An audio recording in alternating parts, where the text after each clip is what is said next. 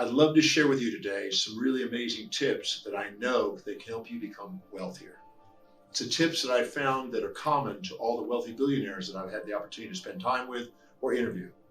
So I'd like to share with you those, and I hope you have a pencil and a paper, because if you do, you're going to get some great ideas here.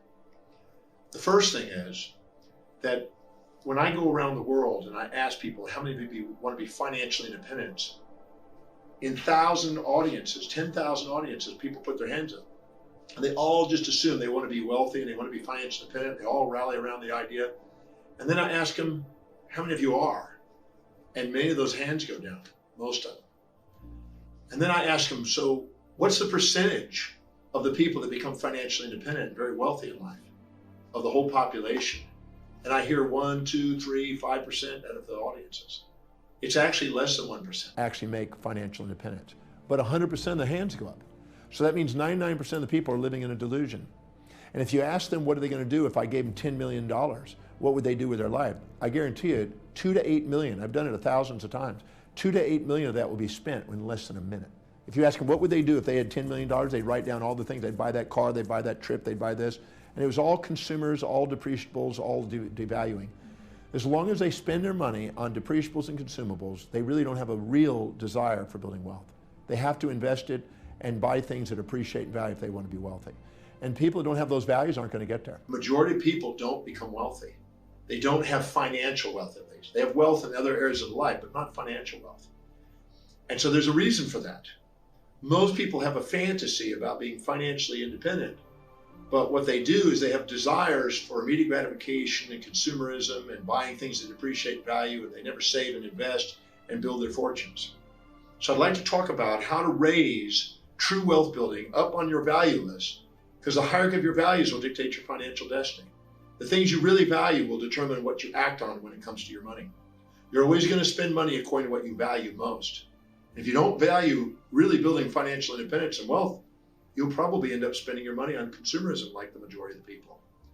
So I'd like to share with you what I call the 6 steps to wealth that can make a difference in your financial destiny. And it will raise wealth building higher on your value list than you've ever had it before. The first step, the first key to building wealth, is something that's so common sense that most people overlook it. And that is they have to have a desire to build a business, directly or indirectly, that serves vast numbers of people. And so when people feel successful, they feel confident enough as a leader to want to go make a difference in people's lives, and they give themselves permission to do it. And so they care enough what the people need. So they look for problems in the world, and the bigger the problems, the bigger the opportunities in business. So tell me where the biggest problems are in the world and what the people are struggling with and challenged by and missing.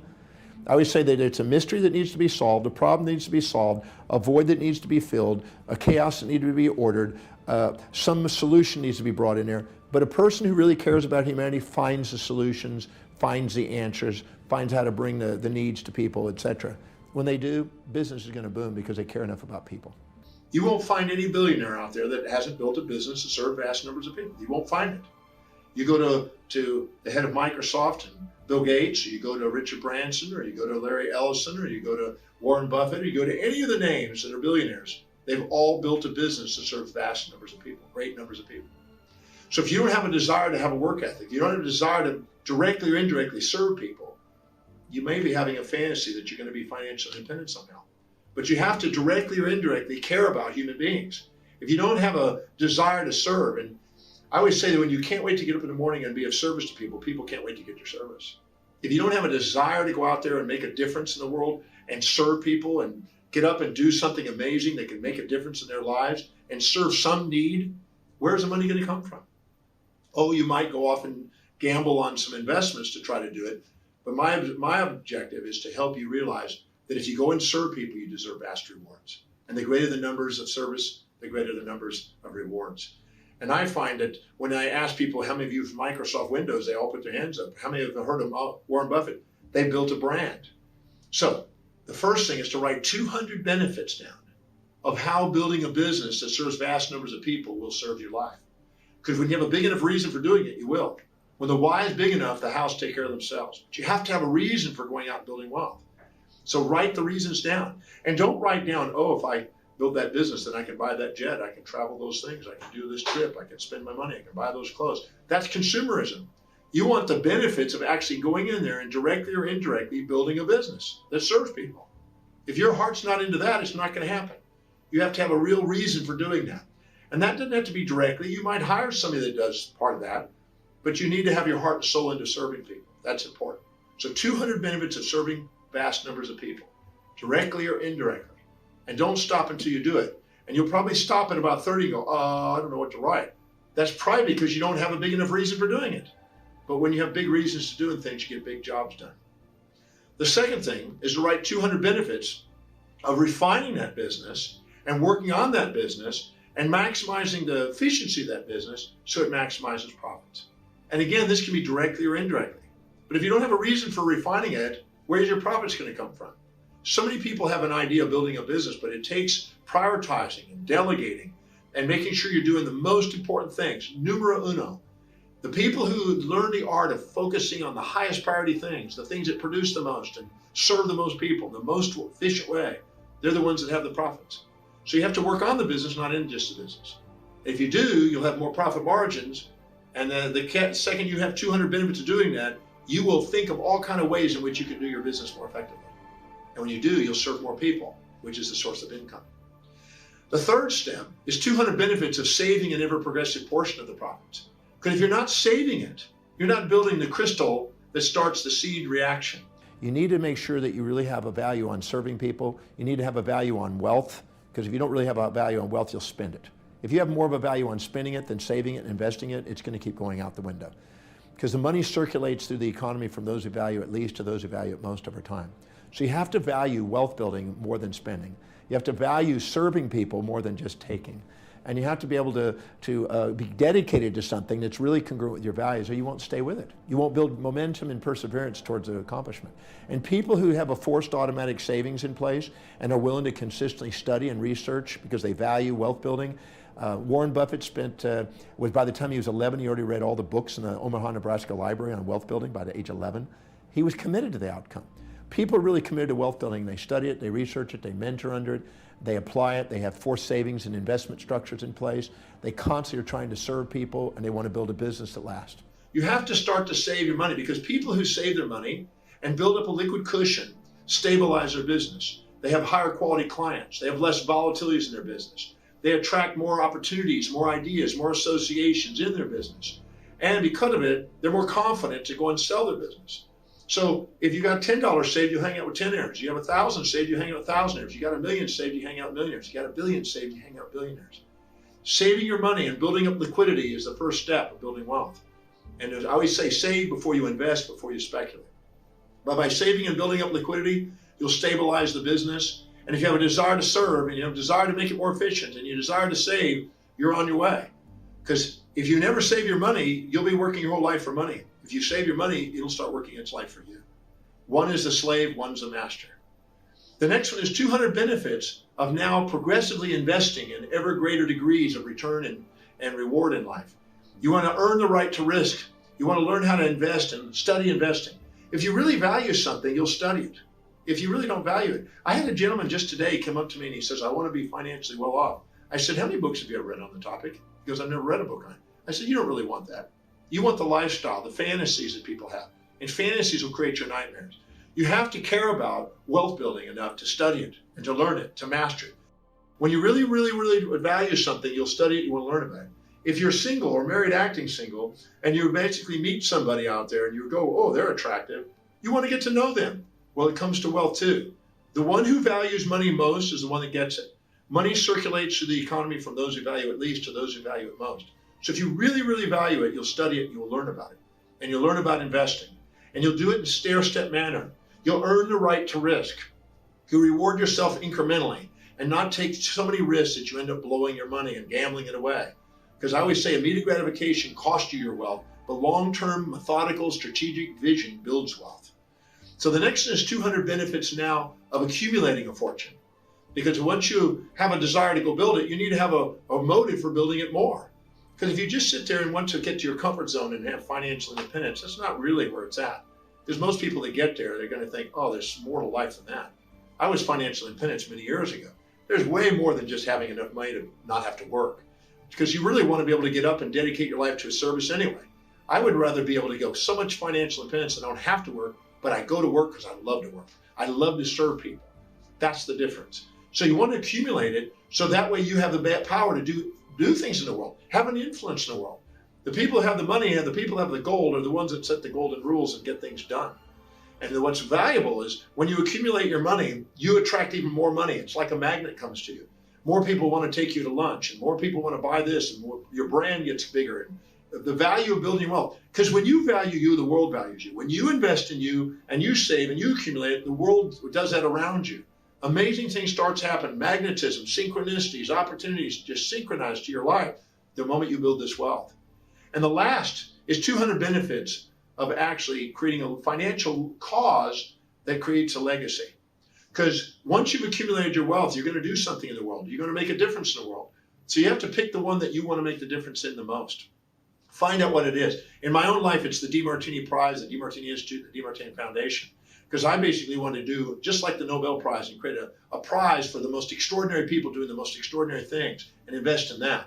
But you got to find what means something to you. Whatever that is, something that really touches your heartstrings and pulls you into action and you'll do something more with your wealth.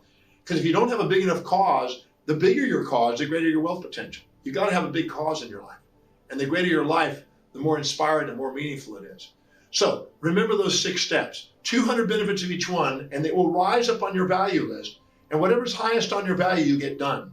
You're inspired spontaneously from within to live by your highest values, but you always got to have motivation when things aren't. So if you raise these 200 benefits on each of these items, these 6 items, these 1,200 things you write will be the biggest change in your financial destiny you'll ever come across. You will find yourself now having a big enough reason for doing it. And as I said earlier, when you got a big enough reason for doing it, you do it. So those 6 steps to wealth will help you become the next billionaire. And why not? Why not take on the challenge of having the millionaire mindset and do something extraordinary with your life? I know that I started doing that many years ago. And I'm blessed to do. I get to go places and meet amazing people and do extraordinary things today because I learned the art of building wealth. Tonight we're going to be talking about really how you can set and achieve any goal you choose. Now, I made you several promises, and no matter where you are in the world, I'm going to keep that promise. And here are the things that I shared with you. I shared with you why I believe that no matter how big your goals are right now, they're too small. They're way too small for most people. Now, I know some of you probably have big, grandiose goals, and congratulations to you. Number 2, I want to share with you several of the fundamental errors, mistakes that people make when they're setting their goals and how you can avoid them. Number 3, I said that you can learn how to earn 3 to 5 times, maybe 10 times more income in the next 12 months. And what I can share with you is that my journey to learning how to set and achieve goals came around 31 years ago. When I was 19 years old, I quit high school when I was in grade 11. My mother worked at a local department store. We weren't poor. We had food on the table, lots of love, but we never had more than enough. And I was getting myself into an enormous amount of trouble, but I knew that I had something within me that I really wanted to achieve success. But I didn't know how I could until I met one man. And this man's name was Alan Brown, and he was a real estate developer and the owner of several real estate companies in Toronto, Canada. And Alan pulled me aside and asked me a few questions. And I'm going to ask you a couple of those questions today or tonight, depending on where you are. But the first question he asked me was this. He said to me, are you interested in becoming a millionaire? Or are you committed to really achieving some grand goals and making something worthwhile with your life? And I asked him this question. I said to him, Alan, what's the difference between whether I'm interested or whether I'm committed? And he said to me something that stayed with me for 31 years, that hopefully will stay with you for a long time.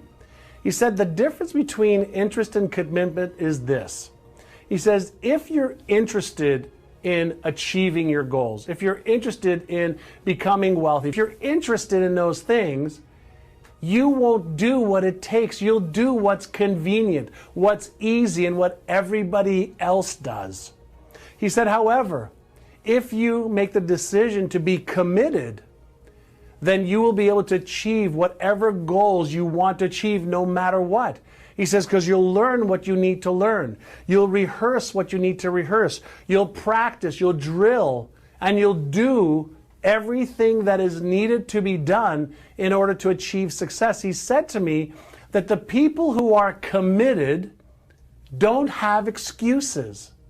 They relentlessly give up all of the excuses and the reasons why their life or their circumstances are the way they are. They stop blaming other people.